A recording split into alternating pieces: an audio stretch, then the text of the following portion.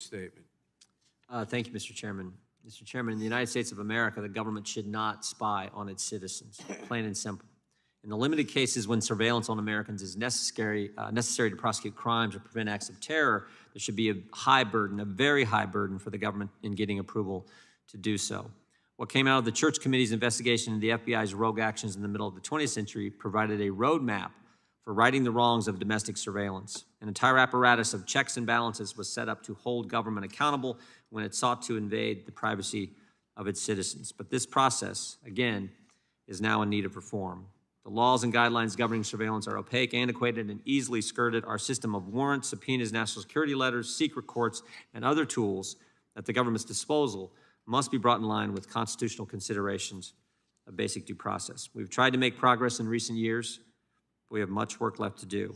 For instance, the USA Freedom Act made significant improvements to the Patriot Act to safeguard civil liberties, but many deficiencies remain, like the simple fact that the Obama FBI spied on President Trump's campaign, used a dossier that they knew to be false at the time to be able to surveil the activities of Carter Page.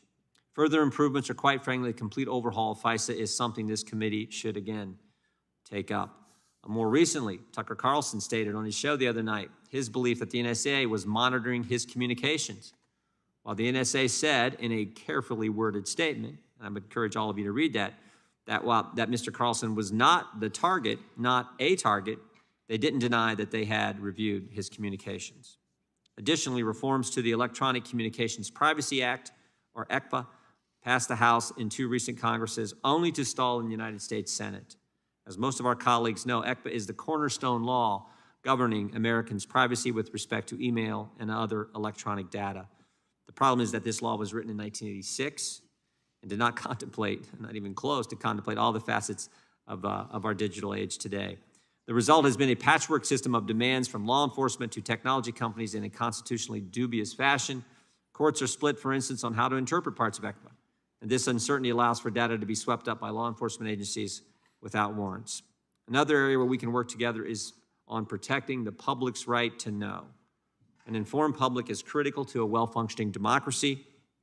When the Department of Justice prosecutes journalists or implements a gag order so that people cannot speak out about the government's actions, our democratic values are undermined. There are bipartisan bills that would protect journalist sources. This legislation was originally authored by Vice President Pence when he was a member of the House. We should revisit this legislation, and also measures related to gag orders so that the public can be as informed as possible. It should be incredibly rare in the United States that people are not allowed to speak freely about the government's actions. I look forward to today's discussion, and frankly, like the chairman said, I'm optimistic about an opportunity to work with our colleagues on the other side to make some improvement in all these areas. With that, Mr. Chairman, I yield back. Thank you, Mr. Jordan.